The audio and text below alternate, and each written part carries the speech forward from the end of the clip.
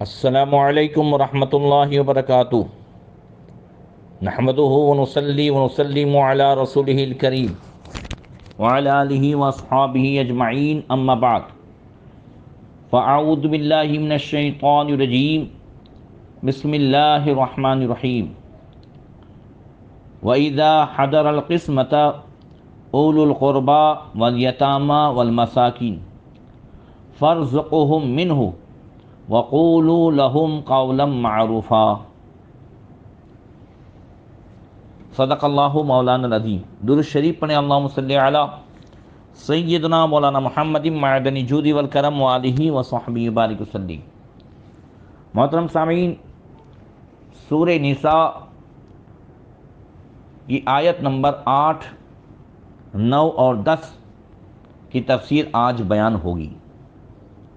آیت نمبر 8 میں اللہ تبارک و تعالی ارشاد فرماتا ہے کہ وَإِذَا حَضَرَ الْقِسْمَةَ أُولُو الْقُرْبَى وَالْيَتَامَى وَالْمَسَاكِينِ، پھر وراثت کا مال بانٹتے وقت اگر رشتہ دار اور یتیم اور مسکین آ جائیں تو فَارْزُقْهُم مِّنْهُ، تو اس میں سے انہیں بھی کچھ دو، وَقُولُوا لَهُمْ قَوْلًا مَّعْرُوفًا، اور ان کو اچھی بات کہو۔ یہ حکم والیوں، وارثوں اور ان سب کے لیے، مطلب یہ ہے سب سے پہلے تو کہ میراث کی تقسیم جو ہے وہ چھپ کر گوشے میں نہ ہو، بلکہ اعلانیہ ہو، رشتہ داروں کی موجودگی میں ہو، اور اس میں وہ رشتہ دار کہ جو میت کے مال میں حصہ نہیں پاتے تو انہیں بھی اس میں سے کچھ دینے کا حکم دیا گیا، اور یہ حکم یہ مستحب حکم ہے۔ جیسے مان لیجئے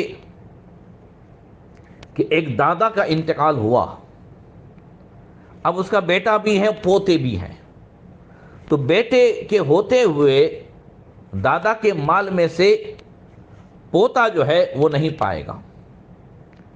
نانا کا انتقال ہوا، اب بیٹی بھی ہے، نواسے بھی ہیں، تو بیٹی کے ہوتے ہوئے نواسے نہیں پائیں گے۔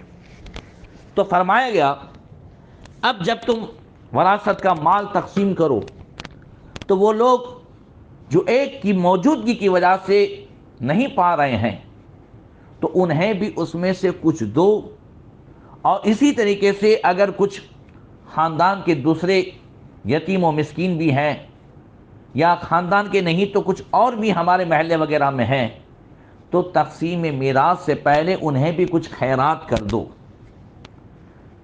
حضرت سیدنا محمد بن سیرین سید المعبرین رضی اللہ تعالیٰ عنہ کے حوالے سے ہے، تفسیر خزائن العرفان، تفسیر خازین وغیرہ میں، اور زمانے صحابہ کرام میں بھی یہ عمل تھا۔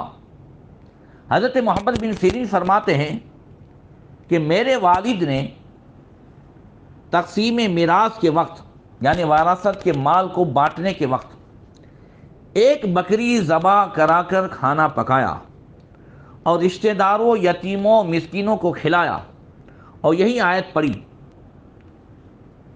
اور حضرت محمد بن سیرین کہتے ہیں کہ عبیدہ سلمانی رحمۃ اللہ تعالی علیہ نے میراث تقسیم کی تو ایک بکری ذبح کرا کر کھانا پکوایا، یتیموں، مسکینوں اور عزیزوں کو کھلایا، اسی آیت پر عمل کرتے ہوئے، اور فرمایا کہ اگر یہ آیت نہ ہوتی تو میں یہ خرچ اپنے مال سے کرتا۔ تو پتہ چلا کہ آج بھی جو کچھ بھی کبھی تیجا وغیرہ میں ہو جاتا ہے اور وہ فقراء مسکینوں کو کھلایا جائے تو وہ بھی اس آیت پہ عمل ہو جائے گا۔ اسلام کی وہ ستھری تعلیم اور کتنی پیاری بات ارشاد فرمائی، وَقُولُوا لَهُمْ قَوْلًا مَّعْرُوفًا۔ جو لوگ وراثت کے مال سے شرعی اعتبار سے محروم ہوتے ہوں، ان کا حصہ اس میں نہ ہوتا ہو، تو انہیں کچھ دے کر کے اچھی بات کرو کہ اگر تمہارا بھی حصہ اس میں ہوتا تو ہم تمہیں زیادہ دیتے، اور یہاں نہیں ہے حصہ پھر بھی یہ کچھ دے دیا جاتا ہے. یعنی کس طریقے سے آپس میں حقوق کی تعلیم دی گئی ہے. اب آگے رب ارشاد فرماتا ہے سورہ نساء آیت نمبر 9 پہ، وَلْيَخْشَ الَّذِينَ لَوْ تَرَكُوا مِنْ خَلْفِهِمْ ذُرِّيَّةً ضِعَافًا خَافُوا عَلَيْهِمْ فَلْيَتَّقُوا اللَّهَ وَلْيَقُولُوا قَوْلًا سَدِيدًا. اور ڈرے وہ لوگ کہ اگر اپنے بعد ناتواں اولاد چھوڑتے، کمزور اولاد چھوڑتے تو ان کا کیا انہیں خطرہ نہ ہوتا؟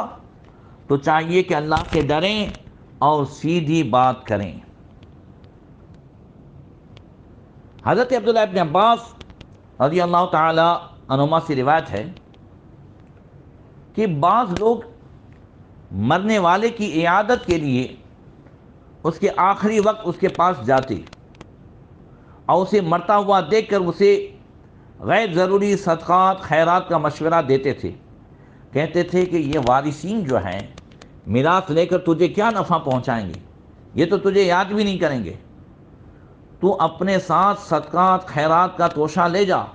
یہ سب نصیحتیں اس غرض سے کرتے تھے کہ وارث لوگ میراث سے کچھ نہ پائیں، یا پائیں تو بہت کم پائیں. ان کے تعلق سے اللہ تعالیٰ نے یہ آیت نازل فرمائی. اور ایسی نصیحت کرنے والے جیسے بہت سارے لوگ ہوتے ہیں کہ بھئی سب کچھ مدرسے میں دے جاؤ، یا جتنا ہے وہ سب مسجد میں دے جاؤ. اپنے پیچھے والے کو محروم کر کے سب کچھ مسجد میں دینا یا سب کچھ مدرسے میں دے دینا یا کسی جو ہے نیک کام میں دے دینا، یہ بھی جائز نہیں ہے. اور اس طرح ایسے لوگوں سے سب کچھ لکھوا لینا کہ بس نیک کام میں دے دیں. اور پیچھے والے تو رب نے کیا ارشاد فرمایا، فرمایا ایسے لوگ جو لوگوں سے صدقہ و خیرات میں سب کچھ لکھوا لیتے ہیں وہ ڈریں کہ اگر ان کے بھی چھوٹے بچے ہوتے اور انہیں ایسے ہی چھوڑ دیا جاتا اور محروم کر دیا جاتا تو انہیں کتنا ڈر لگتا. تو ایسے ہی یہ بھی ڈریں اور مرنے والے سے سیدھی بات کریں، سچی بات کریں.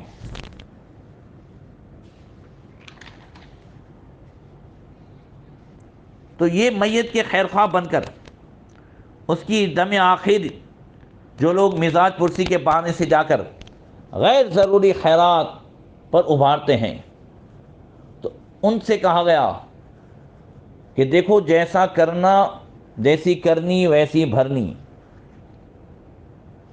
اگر اچھا کرو گے اچھا پاؤ گے، برا کرو گے برا پاؤ گے.